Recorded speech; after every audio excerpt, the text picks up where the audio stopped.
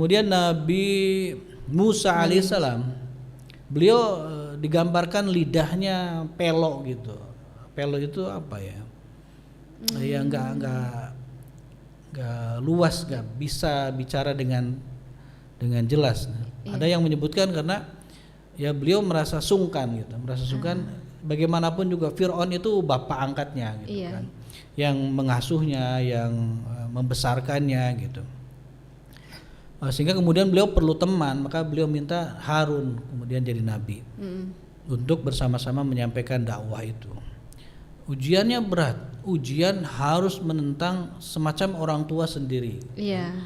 Orang tua sendiri, ya lalu kemudian menentang satu-satunya penguasa yang tak tertandingi di dunia pada saat itu, Fir'aun ini, yang mengaku jadi Tuhan gitu. Lalu yang bala tentaranya amat sangat dahsyat. Diuji pula dengan kengeyelan kaumnya sendiri, kaum Israel, kaum Yahudi itu, kaum yang terkenal sangat ngeyel gitu. Susah lah diatur. Susah betul diaturnya. Jadi kalau harus berperang itu kaumnya mengatakan pergilah engkau berperang, kami menunggu di sini gitu. Kaumnya begitu. Waktu diajak menyeberang Laut Merah saja sulitnya minta ampun. Jadi tantangannya internal eksternal. Internal kaumnya sendiri ngeyel, pembunuh para nabi kan, kaum Bani Israel itu. Lalu kemudian eksternalnya penguasa terkuat saat itu yang juga adalah bapak angkatnya sendiri. Tapi beliau nggak mengeluhkan itu gitu.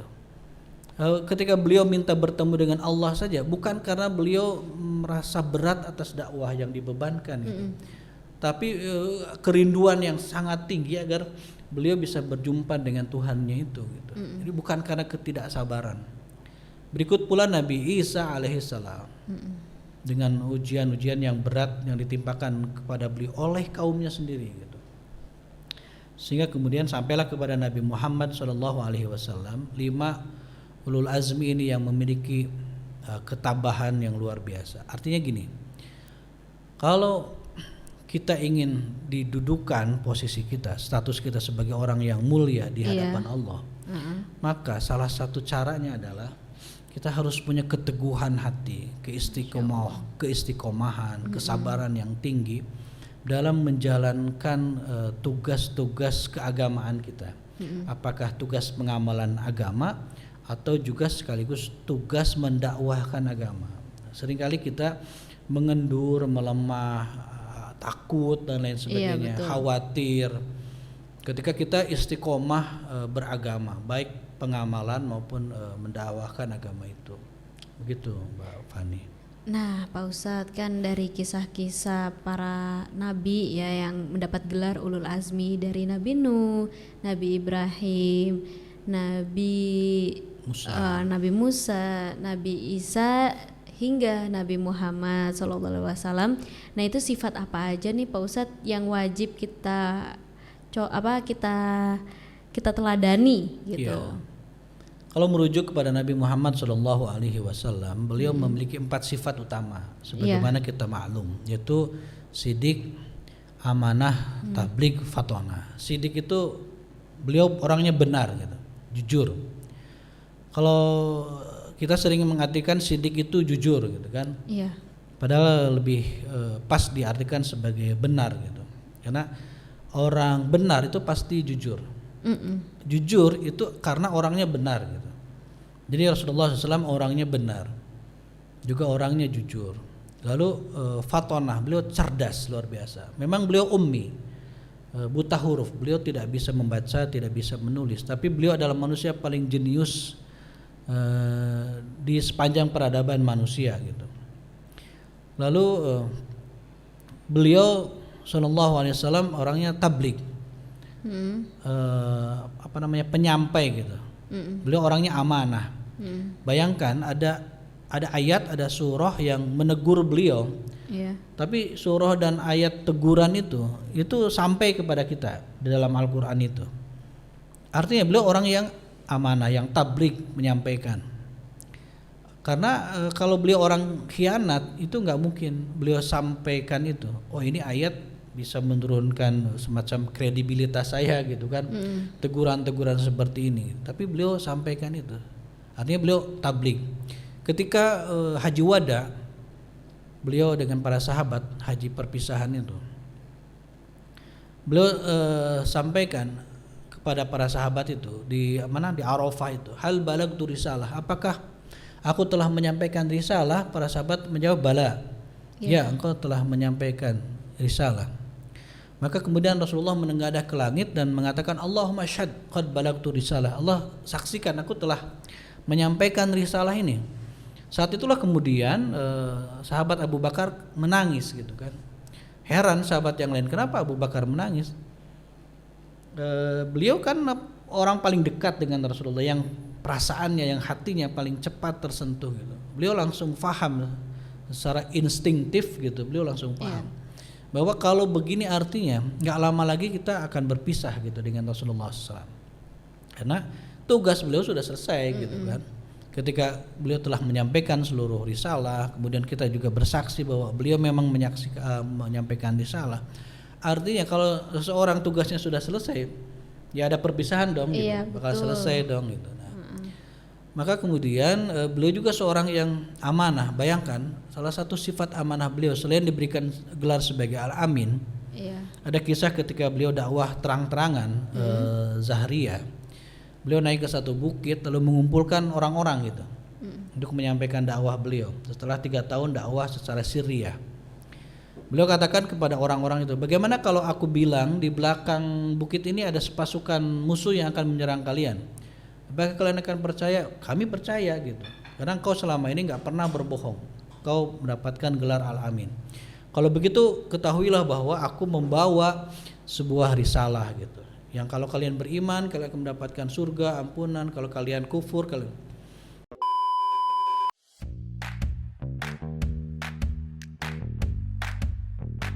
Siap-siap, yang ini bakalan makin asik. Yang varian dan murah, serta menjadi favorit masyarakat sekitar, baik mahasiswa, ojek online, dan masyarakat sekitar. Berbagai hal unik dari wisata kuliner yang ada di Kota Bekasi. Rumah makan Sunda ini terletak di Desa Tarumajaya, Kecamatan Bekasi. Waalaikumsalam warahmatullahi wabarakatuh. Saksikan Syai Muntalif setiap hari Selasa pukul 14.00 waktu Indonesia Barat.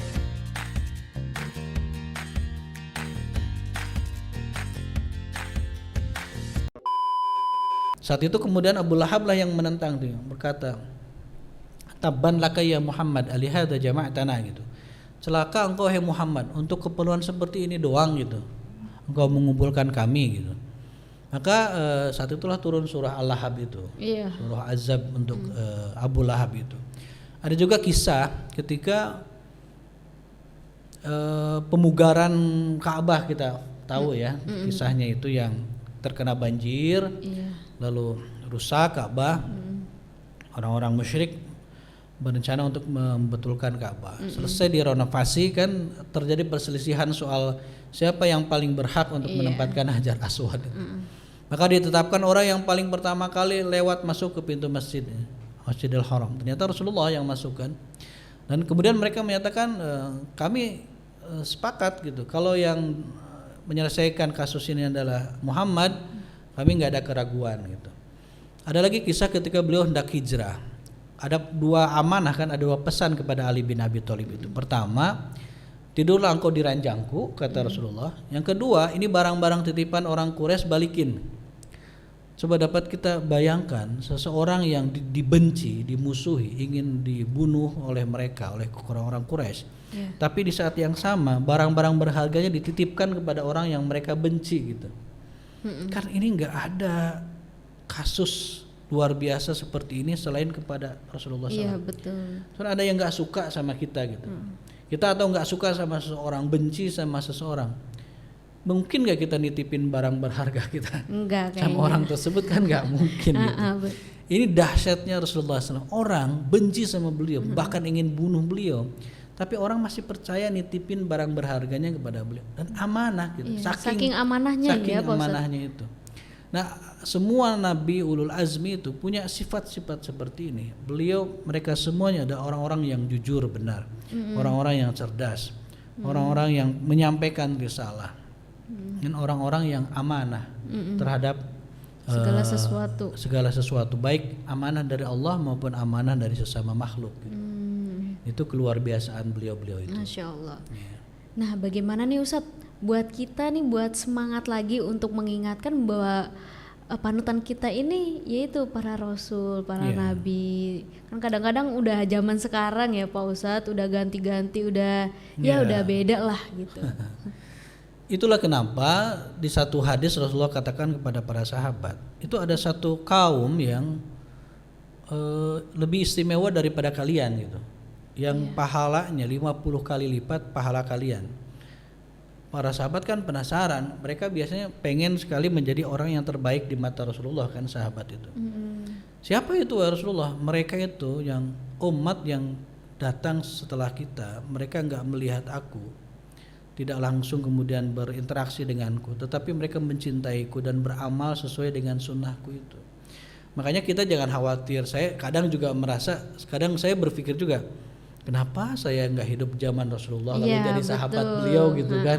Tapi bukan jadi Abu Lahab gitu kan, bukan jadi Abu Jahal gitu, bukan jadi musuh, bukan jadi musuh beliau. Saya berharap kenapa nggak hidup di zaman Rasulullah gitu.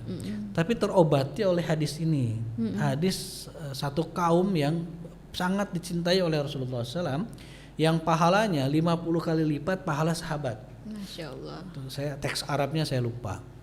Dan karena mereka tidak hidup bersama denganku, tapi kemudian mengamalkan sunnahku. Jadi kalau kita ingin seteguh beliau dan para sahabat, kalau kita ingin menjadi umat yang dicintai oleh Rasulullah SAW, maka kita amalkan sunnah-sunnah beliau itu.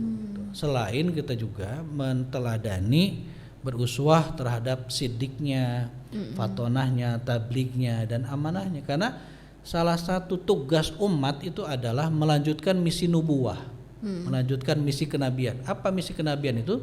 Ada dalam surah Al-Baqarah 129.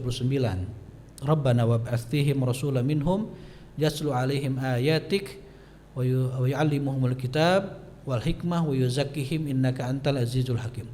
Tugas kenabian itu menyampaikan ayat-ayat Allah, mengajarkan Al-Qur'an dan sunnah, lalu membersihkan hati manusia gitu dengan akhlak yang baik gitu, dengan suluk yang baik. Nah, itu tugas kita, melanjutkan dakwah Rasulullah SAW. Jadi dengan begitu kemudian insya Allah kita akan juga dianugerahi oleh Allah ketabahan, kesabaran, kekuatan tekad. Amin. Gitu. Karena Allah tidak akan membiarkan umatnya atau para pengusung dakwah berjalan sendirian. Walladzina jahadu fina lanahdiyannahum subulana. Barang siapa orang-orang yang berjihad di jalanku, jihad dalam berbagai bidang, maka kami akan tunjukkan jalannya gitu. Allah akan kawal, Allah akan dukung, Allah akan kuatkan, dan mustahil kemudian Allah akan ingkar janji.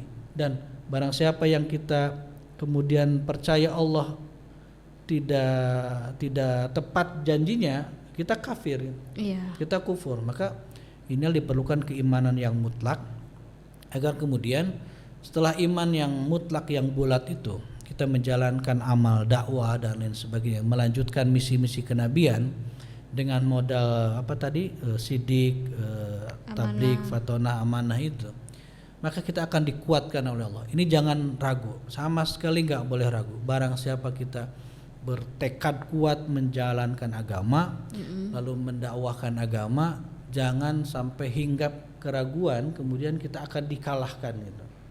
Karena kebenaran itu tidak akan pernah dikalahkan. Maka kita kuatkan saja keyakinan kita, tekad kita, keistiqomahan kita. Selanjutnya terserah Allahnya. Kita yang mulai, Allah yang menyelesaikan gitu. Istilah kawan-kawan kita itu. Insyaallah seperti itu. Jadi benar-benar ya Pak Ustadz. Jadi itu kan ada nih kata pepatah, belum cinta sebelum kita tuh bertemu. gitu. Jadi dari mata jatuh ke hati.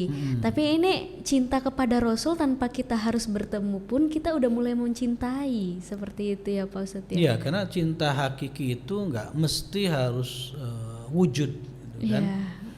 Cinta hakiki itu nggak mesti harus konkret barangnya, gitu. Seperti kita mencintai Rasulullah SAW dan mempercayai beliau, itu nggak mesti kita bertemu dengan beliau, gitu kan? Atau kita percaya ada menara Eiffel di Perancis, kan nggak mesti kita lihat langsung ke Harus sana, ke sana. gitu kan? Maka dalam Islam sumber kebenaran itu adalah juga khobar sodik. Sumber kebenaran itu adalah khobar sodik, yaitu informasi yang benar. Jadi kita kan seringkali ada orang yang mencoba menggugat atau melemahkan dan meragukan keimanan kita, bahwa yang perlu kita imani itu sesuatu yang konkret, yang Ada abstrak, wujudnya. yang goib, itu berarti nggak ada, gitu kan. Seperti mana Tuhan gitu, Allah mana gitu, kan nggak kelihatan, nggak Tidak konkret, ada berarti wujudnya. Allah itu nggak ada, gitu kan. Nah itu kan terbantahkan dengan banyak cara, gitu, bahwa udara ini kan hadir, ada, tapi kan nggak nampak, gitu. Iya. Listrik ini nggak nampak, gitu. Gimana listrik itu wujudnya itu seperti apa, arusnya itu seperti apa, gitu. Itu kan hadir tapi nggak wujud, nggak nampak oleh kasat mata. Itu kan berarti nggak ada, kan, gitu. Begitu pula perasaan cinta itu nggak memerlukan sesuatu yang konkret wujud, gitu. Karena kita akan mencintai apa yang terlibat di dalamnya dan di sekitarnya, seperti ajaran beliau, nilai-nilai yang beliau ajarkan, gitu kan. Iya.